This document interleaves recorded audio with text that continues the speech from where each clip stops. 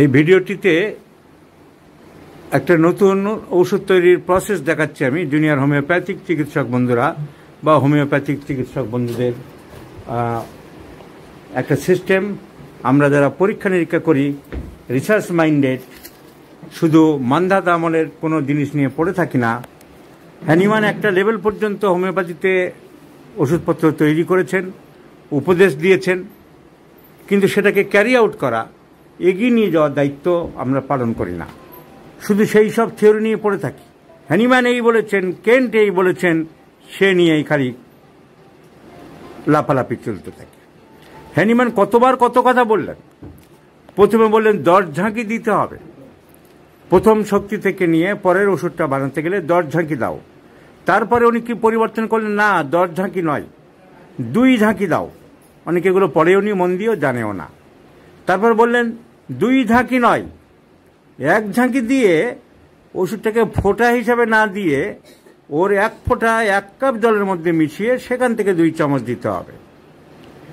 শততমিক এইভাবে উনি পরিবর্তন করতে করতেই 1838, 39, 40 সালের পর থেকে বললেন না, সব ওষুধগুলো 3x পর্যন্ত টাইট্রেশন করব, করে সেখান থেকে ওই ঝাঁকিটাকে বিভিন্ন সিস্টেম করে, যেটাকে বলা হয় 50 millesimal scale of potency. 50 millesimal scale of potency গেলেন, আমরা সেগুলো ব্যবহার করছি, ওইগুলোর উপরে চলছে। হ্যানিম্যান কখনো বলেননি যে শততমিক বন্ধ করে দিলাম। উনি বলেন এইভাবে কাজ বেশি ভালো হয়, এইভাবে 1 দাগ নিয়ে জলের সাথে 10-12 চামচ জলের সাথে মিশিয়ে সেখান থেকে কিছুটা দাও, প্রত্যেক দিন এইভাবে ঝাঁকি মারো। প্রশ্ন হচ্ছে, প্রত্যেক দিন যে আলাদা করে 10 ঝাঁকি দেওয়ার পরে পাওয়ার বাড়ছে বলে মনে করা হয়, কোনো পরীক্ষাগারে পরীক্ষা করা হয়েছে? কোনো কম্পিউটারে দেখা হয়েছে যে না এইটাই ছিল 10.5, পরের দিন দেখো 10.6 ধরা পড়েছে, কম্পিউটারে দেখতে পাচ্ছি। এইরকমভাবে সূক্ষ্ম যন্ত্রপাতিতে আমরা কিন্তু জানি না। হ্যানিম্যান বলেছেন, তাই বিশ্বাস করছি। তো সেই বিশ্বাসে কাজ পাচ্ছি, সে তো সেন্টিসিমেলেও কাজ পায়। তো বিভিন্নভাবে পরীক্ষা নিরীক্ষা করা যেতে পারে। আমি যেমন পরীক্ষা করেছি যে প্রত্যেক দিন ওষুধটা হ্যানিম্যান যে ডিভিয়েট প্রসেসে দিতে বলেছেন, যে 10 বার ঝাঁকি দিয়ে 1 কাপ জলে 1 দাগ দিয়ে 2 চামচ খাও, প্রত্যেকবার 1 কাপ করে জল আর চামচ আর 10 বার ঝাঁকি, আজকের যুগের মানুষের পক্ষে অনেক অসুবিধা হয়। মানুষ বিড়ম্বনা মনে করে, বলে ঘাবড়ে আগের থেকে এই কথা বলে আবার সেই ওষুধ দিলেন। তো আমি চিন্তা করলাম, ঝাঁকি না দিলে কি হয়? আমার যদি থুজা 0/2 দিই, তাহলে 16টা ডোজ দিই, তাহলে থুজা 0/2ই তো খাচ্ছে, 0/3 খাচ্ছে না। তাহলে যদি পাওয়ার বাড়ে, শক্তি বাড়ে, তাহলে 0/2.1, তারপরের দিন 0/2ই থাকছে, 0.2, 0.3 এরকম পাওয়ার বাড়ছে। কিন্তু সেই একই কথা কতটা কি বাড়ছে আমি কোনো মেশিনে দেখতে পাচ্ছি। কিন্তু বিজ্ঞানের যুগে একটা অন্ধত্বময় জীবন চলছে। পাওয়ার বাড়ছে, প্রত্যেক দিন এরকম করো, বাড়বে পাওয়ার। কতটা বাড়ছে, কি ফ্র্যাগমেন্টেশন পরিবর্তন হচ্ছে, কি ফ্র্যাকশনাল চেঞ্জ হচ্ছে, কিছুই জানি না। আমি পরীক্ষা করলাম, মানুষকে ঝামেলার মধ্যে না ফেলে এমনি খাক না, 1 চামচ করে বা 1 দাগ করে খেয়ে যাক, কাজ পাচ্ছি, কাজ হচ্ছে। সুতরাং হ্যানিম্যান কেন্টের কথা সেটাই সর্বোত্তম কথা, এরকম ভাবার কোনো কারণ নেই। পাশ্চাত্যে যে সমস্ত বইগুলো পরীক্ষা নিরীক্ষা করে বের করা হয়েছে, সেগুলো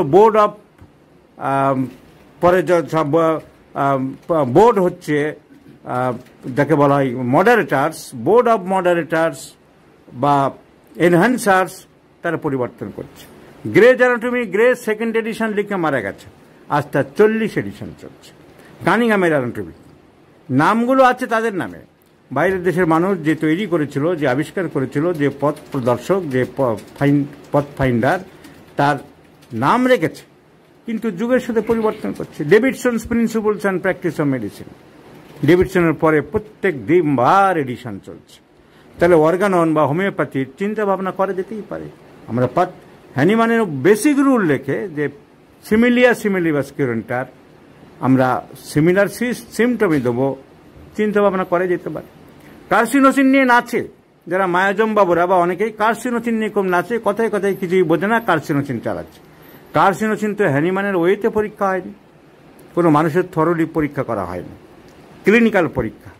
ভবিষ্যৎ দেখলো যে কিছু কিছু রোগীর ক্ষেত্রে দেখলো যে এই সিমটমগুলো দেখলে কার্সিনোসিন কাজ করে কিনা দেখি, তাহলে পরীক্ষা হয়নি কার্সিনোসিন যদি নাচানাচি করতে পারো। এদিকে আমরা কিছু অনেকে যারা নিত্য নতুন কিছু আবিষ্কার করব সেগুলো অনেকে মেনে নিতে পারে না, কিন্তু পরীক্ষালব্ধ জিনিস সত্য। আমি আরেকটা পরীক্ষা করলাম, তাহলে 50 মিলিসিমেলের ওটাই বললাম, প্রত্যেক দিন প্লেন 1 চিপি করে বা 1 চামচ করে খাইয়ে দেখেছি কাজ পাচ্ছি। আমি এটা চালু করলাম এই মানসিকতা নিয়ে যে কতটা ফ্র্যাকশনাল বাড়ছে আমি জানতে পারছি না। তা ফ্র্যাকশনাল আমি জানতে পারছি না, এমনি যে ফ্র্যাকশনালটা আছে 0/3 সেটা খাইয়ে দেখি না, একই কাজ পাচ্ছে, আমি আমার রোগী সারছে, অসুবিধা নেই। সেন্টেসিমেল স্কেল যেটা বাজারে পাওয়া যেত 30 পর 200, 200-র পরে 1000, হ্যানিম্যান তো 30-এর পরে ওঠেনি। 200, 1M এগুলো কেন্টের এবং অন্যান্য আমেরিকান চিকিৎসকরা আবিষ্কার করলো।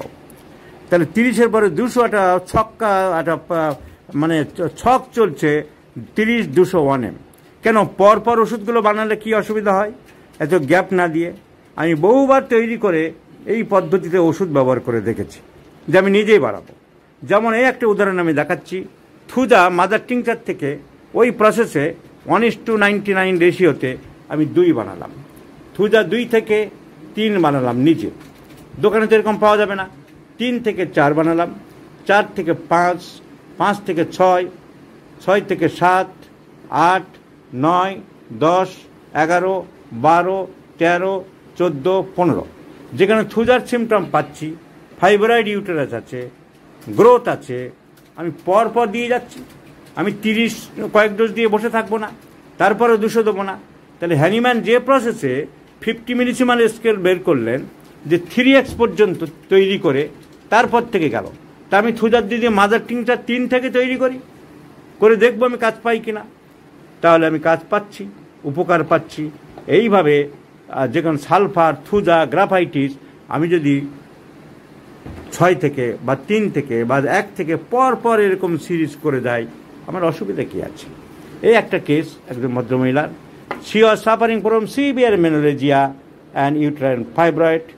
আমি একবারের ওষুধে এইভাবে পরীক্ষা করার জন্য আমি দিয়েছিলাম, সেই জন্য আমি হঠাৎ দেখানোর মন হলো, এই লিখেছি যে T occidental is 1, 2, 3, 4, 5, 6, 7 in my centesimal potency.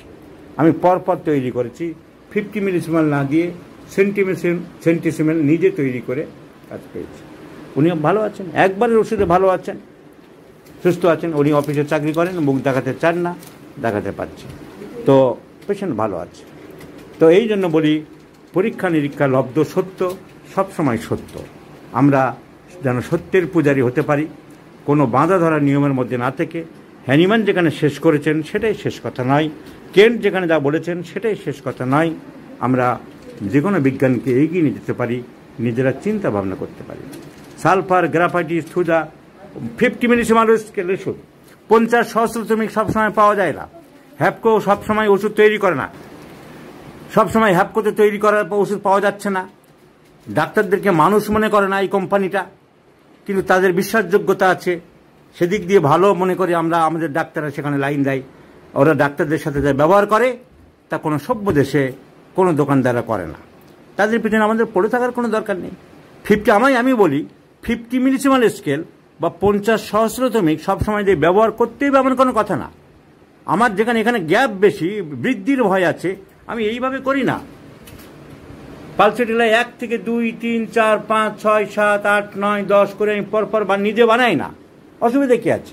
আমি তো কাজ পাচ্ছি, এখানে অ্যাগ্রেভেশন হচ্ছে না, একটা পোটেন্সি থেকে আরেকটা পোটেন্সির খুব বেশি পার্থক্য থাকছে না।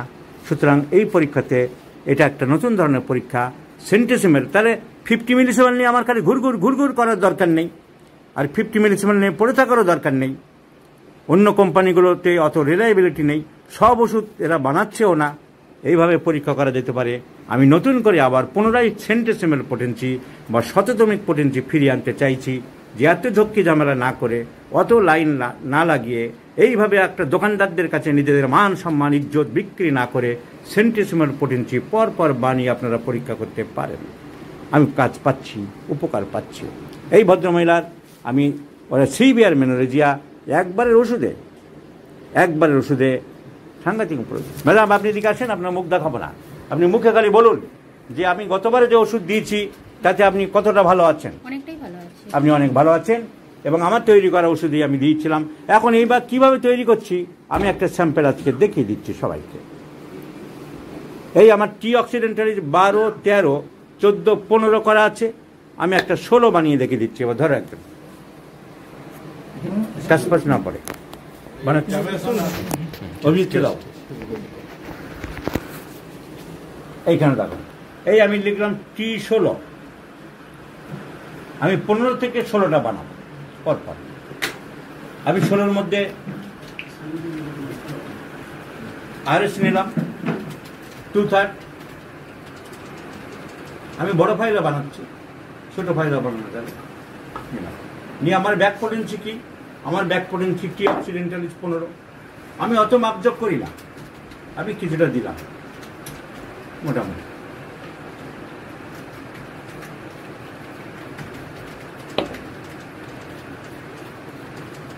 T16 give 10 strokes to the file. আমি 10টা স্ট্রোক ব্যবহার করছি। এই 10টা স্ট্রোক দেবো না, 8টা দেবো না, 7টা দেবো, তারও তো কোনো নিয়ম নেই।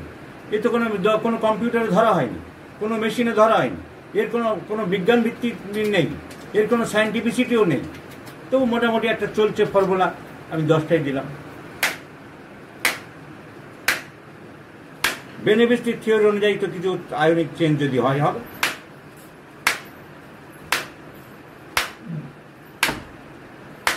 আমার 16 হয়ে গেল। আমি এইভাবে আবার একটা T17 লিখে 16 থেকে নিয়ে 16 তৈরি করতে পারবো। So this is the new horizon for preparation of centesimal potency one after another. এইভাবে ব্যবহার করলে অ্যাগ্রাভেশনের চান্স কম থাকে এবং আমরা উপকার পাচ্ছি। তো এই ভিডিওটা আমি এই জন্য তৈরি করে সবাইকে শেয়ার করলাম। অসংখ্য ধন্যবাদ, আপনারা সবাই দেখলেন। আমি পরপর স্টেপ বাই স্টেপ যাচ্ছি, আমার অ্যাগ্রাভেশনের কোনো ভয় নেই। 50 মিলিসিমেল এইভাবে গেছে, তা আমার সেন্টিসিমাল আমি এভাবে যাই না। একটা মাদার টিংচার যেগুলো মাদার পাওয়া যায়, যেগুলো herbal medicine, pulsatilla, belladonna, bryonia, নাক্সবাম, রাস্টার, আপনি নিজে বানান না। 1, 2, 3, 4, 5, 6, 7, 8, 9, 10 যেগুলো বাজারে আমি পাবো না, গ্রাফাইটিস, প্লাম্বাম মেট আমি তৈরি করতে পারবো না, সীসা, ওই ধাতু, সেগুলো যা পাওয়া যায়, যেটা কিনে আনলাম 6 বা 30, তারপর থেকে বানিয়ে নেবো 10টা, 15টা, 20টা। আমি একবারে 200, 1000, 10, ওই 1000, 10M, 50M কীভাবে বানাচ্ছে তাও আমি জানি না। ও রহস্য আজ পর্যন্ত উদ্ঘাটন হয়নি। ডক্টর কাঞ্জিলাল গিয়েছিলেন ওই বরিকান ট্যাপেল কোম্পানি, উনি বললেন যে আমিও রহস্য কিছু উদ্ঘাটন করতে পারিনি। কিসের 10M বানাচ্ছে, কি 50M বানাচ্ছে, ব্যবহার করতে হয় করছি। তা আমি তার থেকে নিজের সততার উপরে, নিজের চোখে দেখা সিস্টেমের উপরে পরপর আমি বানিয়ে যাই না, যতদূর পারি, যত ইম্প্রুভ হচ্ছে যতদিন। আমার যদি 16 পর্যন্ত রোগী ভালো থাকে, আমার কাছে আর নেই, আমি আবার তখন বানাবো 17, 18, 19, 20। সো দিস ইজ কেমন লাগলো আপনাদের সবার? তো এইভাবে চিন্তা ভাবনা আমরা করি। আমরা যারা প্রচুর রোগী দেখি, পড়াশোনা করি, আমাদের মানসিকতা সবসময় জিনিসকে আপলিফ্ট করার। একটা জায়গায় বিজ্ঞান থেমে থাকে না, বিজ্ঞান এগিয়ে থাকে। তাই শুধু এই মায়াজমের এই লাইন, হ্যানিমান এই লাইন বলেছে, তার মধ্যে বদ্ধ থাকার কোনো কারণ নেই। নিজস্ব পরীক্ষা নিরীক্ষায় হলো আসল সত্য।